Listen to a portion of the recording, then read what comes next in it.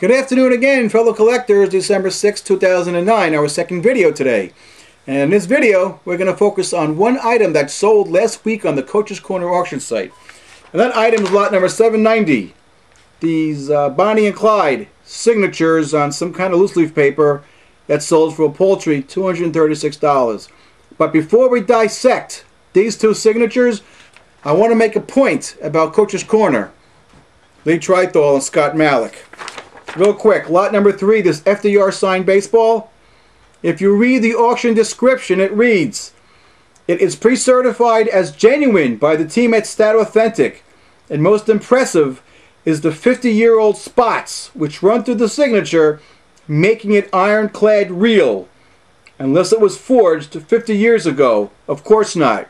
So what they're saying is that because this ball has 50-year-old age spots, that it must be an authentic FDR signature. So then what they're also saying is that these hundreds and hundreds of Babe Ruth signed baseballs that they've sold over the years, these bright white baseballs, these must be forgeries. First of all, this is a forgery. Lot number 7, Babe Ruth signed baseball. This is a forgery. What they're saying, though, and writing, is that since the FDR signature is on a ball with 50-year-old age spots, that it must be authentic.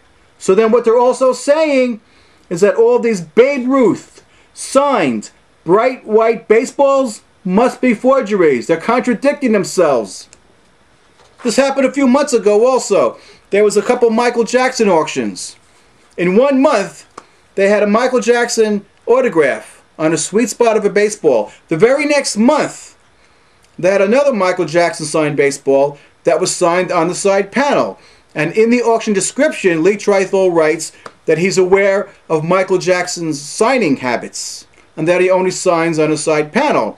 But the month before and the month after, Coach's Corner had a Michael Jackson baseball that was signed on a sweet spot. So they're continuously contradicting themselves because they don't know what direction to go to try to prove to us that what they are selling are legitimate autograph items.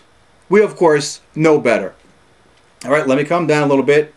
And let's get right to these Bonnie and Clyde signatures. Lot number 790, sold for a paltry $236.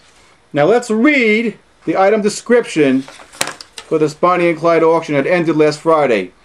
And it reads, "The Clyde Barrow signature comes with a COA from the experts," and I hate saying that word with Stat Authentic, "with a COA from the experts at Stat. The Parker has not been certified as of yet, but is just as nice." What does that mean, is just as nice? Nice meaning authentic or fake or what? What do you mean by is just with... You don't make any sense. You guys over there, Coach's Corner, don't make any sense. But anyway, let's start dissecting this. Now, there's the Bonnie Parker on the bottom, okay? Now, if you go to Google and type in Bonnie and Clyde signatures, you'll get to a link that reads signatures. Then you'll get to a website that's owned and written by a gentleman named A. Winston Woodward. It's like a 5 or 6 page website on Bonnie and Clyde signatures. He's a real historian when it comes to Clyde Barrow and Bonnie Parker. I want you to go there when you get time, read about it. But in that website, contained in that website, is this Highway Patrol Bonnie Parker fingerprint document. And there's that Bonnie Parker signature. This has been deemed not authentic. But evidently, the person who did this Bonnie Parker on the one on the Coach's Corner auction site must have copied the signature from that Bonnie Parker Highway Patrol fingerprint document. Now, once Bonnie and Parker and Clyde Barrow got together, they stayed together. They lived together. They got killed. They died together, okay? So the first thing you've got to ask yourself is, and why didn't Stat Authentic do that before they authenticated just the Clyde Barrow signature, is they investigate what kind of paper these signatures are on. What kind of paper? The history of the paper. How old is the paper? Did they go to that extent to approve this as authentic? And why would you authenticate one without the other? I mean, if they would have signed something, it would be together. Not one without the other. So either they're both fake or they're both authentic. And I'm leaning towards fake myself. Secondly, why did it sell for only $236? Why didn't Bonnie and Clyde historians or collectors jump all over this? Why did it sell for such a low price? Why didn't it? It should have sold for at least, I would think, in my estimation, my poor man's estimation, $10,000, $15,000, $25,000. They're just not out there. There are only 9 known Clyde Barrow signatures out there on various letters and I think police documents. Only 3 known Bonnie Parker signatures.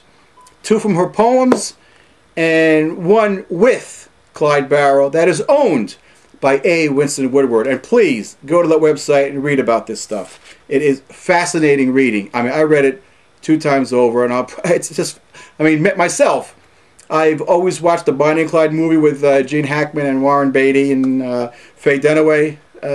But still, you have to wonder why Stat Authentic didn't go as far as investigating and doing research on the paper that these signatures are on. And I'm going to bring up a point myself.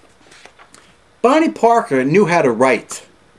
She was flamboyant. She was aggressive. I cannot personally myself think that her signature would be that timid. She was a very, like I mentioned, flamboyant, aggressive. I just cannot, and she knew how to write.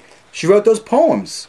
She wrote to the newspapers. She knew how to write. So I invite Bonnie Parker and Clyde Barrow historians to please comment on these 2 signatures that ended at a paltry $236. And I would also want to ask Ted Taylor and Jeff Stevens, I mean, outright, they have never replied to any of my questions. Why would they authenticate one without the other? Did they do a thorough investigation of this, or they just like they usually do, just pass it off as authentic? Or why do one without the other? Again, go to that website by A. Winston Woodward. It's fascinating reading. But I invite Bonnie and Clyde historians to please comment under this video and let me know their take on this. And if anybody knows about FDR's signature, please comment on the FDR signature that was at the beginning of this video. But like I said in the beginning, there are only 9 known Clyde Barrow signatures and 3 known Bonnie Parker signatures. So how the heck did Coach's Corner get a hold of one like they always do with all these rare vintage autographs? I invite your comments. I'll see you.